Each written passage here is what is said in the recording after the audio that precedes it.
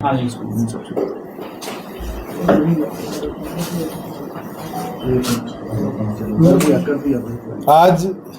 Party के राष्ट्रीय अध्यक्ष द्वारा पार्टी के शीर्ष नेतृत्व के साथ बैठक करी गई और जो घटनाक्रम गुरु जम्बेश्वर यूनिवर्सिटी में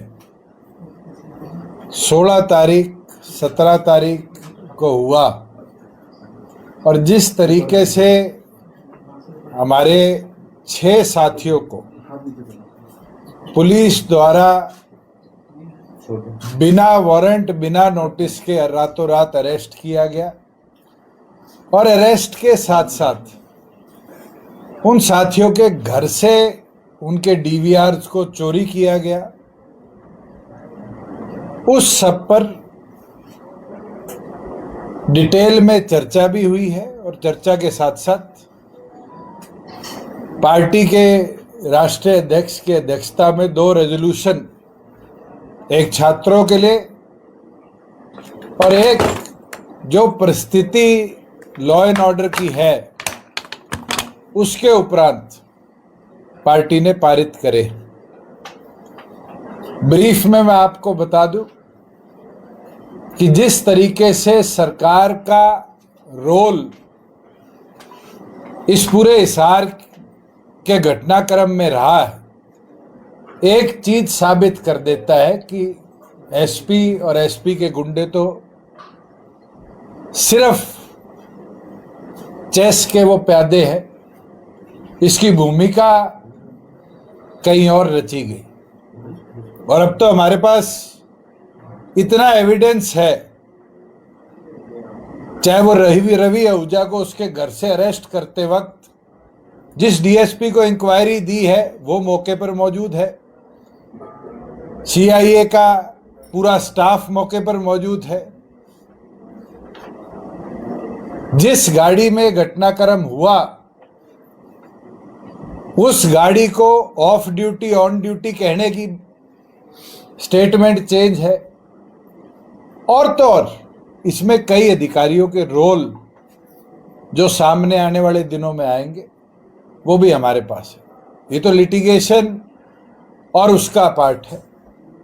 वो लड़ाई तो कोर्ट के ह्यूमन राइट कमीशन के SC/ST आयोग के माध्यम से जननायक जनता पार्टी 6 के 6 साथियों की भी लड़ेगी।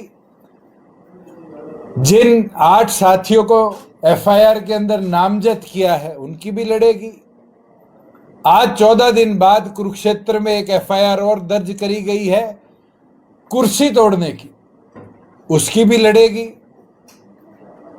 जिस तरीके से CIA स्टाफ इस प्रदेश में चलता है और जिस तरह की रील्स ऑनलाइन डालता है उसके विरुद्ध भी चलेगी। मगर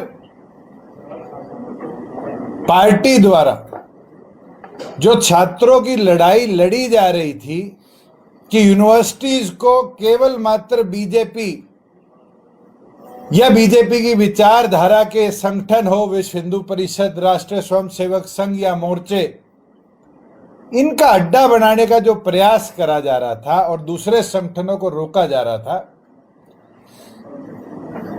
हिसार के अंदर आगामी 27 तारीख को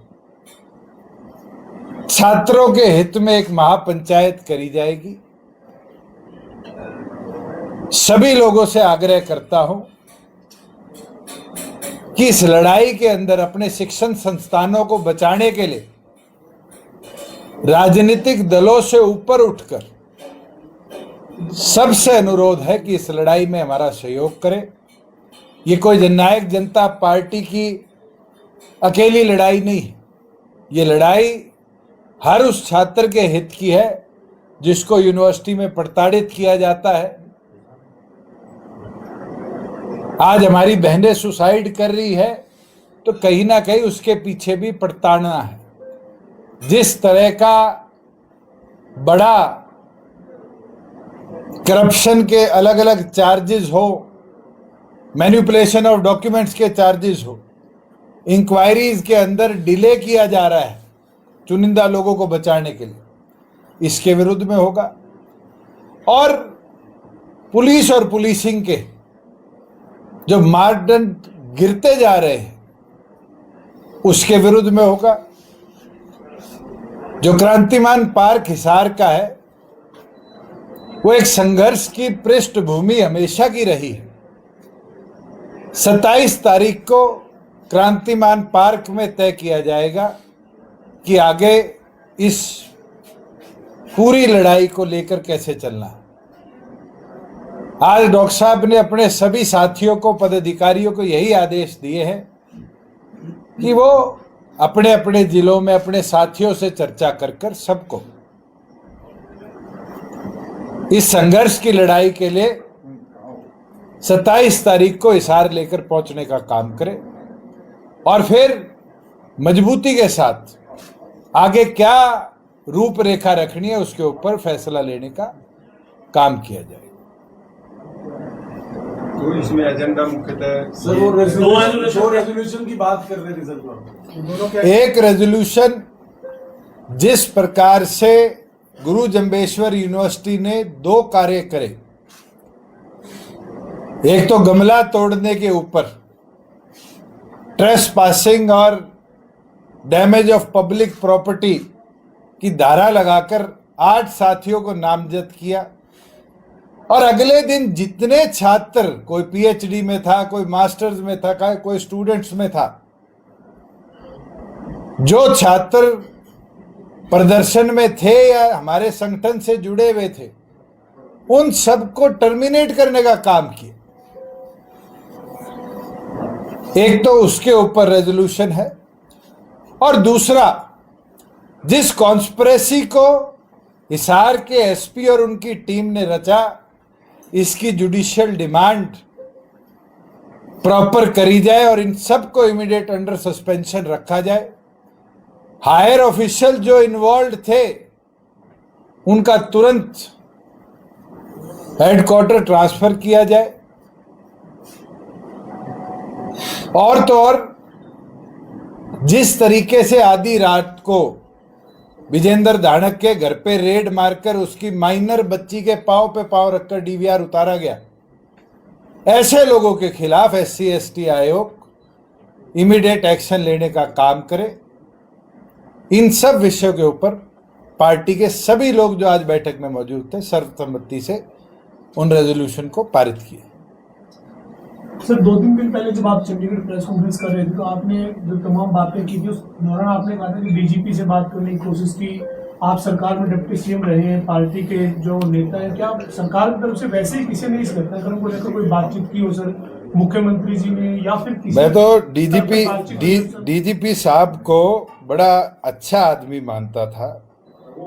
मैंने उनको फ्राइडे से लेकर कल तक निरंतर कॉल करी और आपको हैरानी होगी, कल मैंने उनको मैसेज भेजा कि good evening ji, I tried calling you for last 3 days, unfortunately you are too busy to take calls or even have the courtesy to revert back. Let me know the best time to speak to you regarding my complaint. और आपको interesting चीज दिखाऊं, DG साहब ने block कर दिया। आज प्रदेश के अंदर सिटीजन्स का ब्यूरोक्रेसी से बात करने का तो अधिकार होगा, या ब्यूरोक्रेसी मुख्यमंत्री के कंट्रोल से बाहर होगी, या प्रदेश को ऐसे डीजीपी मिल गए जो जब कोई इस तरह के घटनाक्रम हो तो मैदान छोड़ के भाग जाते हैं। इससे तो कपूर साहब ही बेहतर थे, फोन तो उठा लेते थे। मैं तो उम्मीद रखता था कि नए जोश के साथ कुछ ना, आपकी टीम की कमजोरी है, कहीं ना कहीं आपको मैदान में अकेला छोड़ के ना चली जाए ये टीम। आपने जो एलिगेशंस लगाए हैं उसको लेकर कोई काउंटर का पेट जो आप दे रहे हैं, कोई हाई कोर्ट या ह्यूमन राइट कमीशन में भी? बिल्कुल है, पिटीशन ड्राफ्ट हो चुकी और जल्द फाइनलाइजेशन होते ही हम हाई कोर्ट भी मूव करेंगे। जो 6 साथी रात को अरेस्ट हुए थे, उन 6 की तरफ से कल ह्यूमन राइट कमीशन को भी एक संयुक्त कंप्लेंट दी जाएगी। विजेंद्र धानक, जिसके घर में घुसकर उसकी माइनर बच्ची के पांव पे पांव रखकर उसका सीसीटीवी कैमरा उतारा गया, बाहर निकलते हुए उसको जाति सूचक शब्द उनकी कम्युनिटी का बोला गया, उसके लिए हम SC/ST आयोग भी जाने का काम करेंगे। और साथ में हिसार, क्योंकि SC/ST एक्ट के लिए एक अलग जुडिशियल बेंच है, उसके अंदर भी केस फाइल करेंगे उन सब लोगों के लिए जो उस रेड में मौजूद थे और जिनने जाति सूचक शब्द बोलने का काम किया। जहां लड़ाई इन छात्रों की है कि 2 FIR दिग्विजय सिंह, इंशो के अध्यक्ष, इंशो के अलग अलग पदाधिकारियों के विरुद्ध करी गई है, उसके लिए भी लीगल राय लेकर, चाहे डिस्ट्रिक्ट लेवल पर हो चाहे हमें हाईकोर्ट आना पड़े, आगे की कार्रवाई हम करने का काम।